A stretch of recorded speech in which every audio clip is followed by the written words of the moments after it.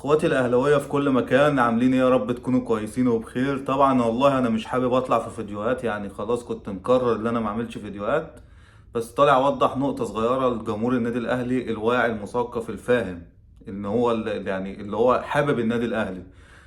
في قله في وسطينا، ناس خفيفه. ناس خفيفه بتحكم بالقطع. يعني النهارده مثلا محمد مجدي قفشه جاب هدف فهو عالمي، بكره يبقى مش في مستواه، لا ده هو لازم يرحل. النهارده مثلا كولر اخطأ في التغييرات مثلا، او اتأخر فيها او النهارده كولر وحش، بكره كولر جاب سوبر ولا جاب افريقيا، لا كولر جميل.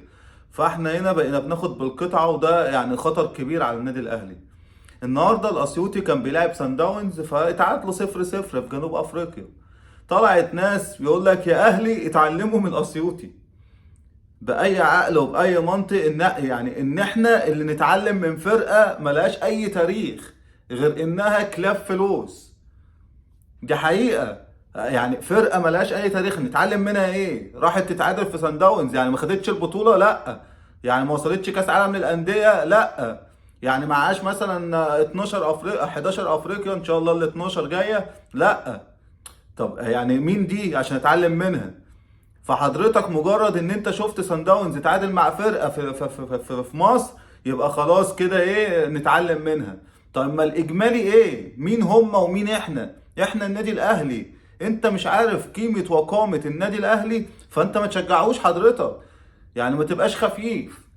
ما تحكمش على لاعب من ماتش، وما تحكمش على فرقه من ماتش. مش عشان اتعادلت تبقى وحشه، مش عشان احنا مثلا خسرنا قبل كده خمسه يبقى كل اللي يلعب سان داونز لازم يخسر خمسه. الا بقى لو كده يبقى الفريق ده اقوى من الاهلي. ده كلام غلط حضرتك. راجع نفسك. جمهور النادي الاهلي داخلين على كاس عالم للانديه، ويعني شويه بعد اذنكم شويه دعم لناديكم اللي انتوا بتحبوه، وما تجروش ورا الناس اللي قلوبها ضعيفه دي، اللي هي في كل حاجه يقول لك ايه اتعلم مش عارف من فلان. ده بص فلان لما خرج من الاهلي راح جاب جوان مع مش عارف مع فرقته.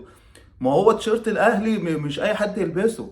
لما لعيب عندك تبقى انت جايبه نجم ويخفق في الاهلي، وبعد كده تمشيه يبقى نجم تاني، هو نجم في فرقه ما فيهاش نجوم.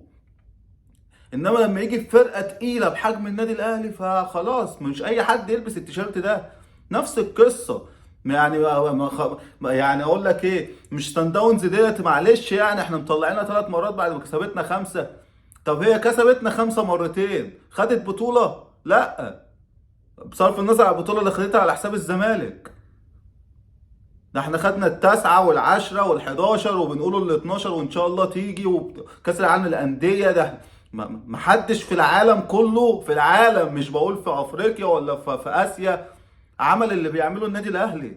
احنا الاول لحد دلوقتي على مستوى العالم في البطولات. في البطولات مش البطولات القارية، احنا التاني في البطولات القارية. في جميع البطولات انت رقم واحد على مستوى العالم. انت بتشجع نادي كبير مش عارف قيمته، ما تشجعوش بعد اذنك. السلام عليكم.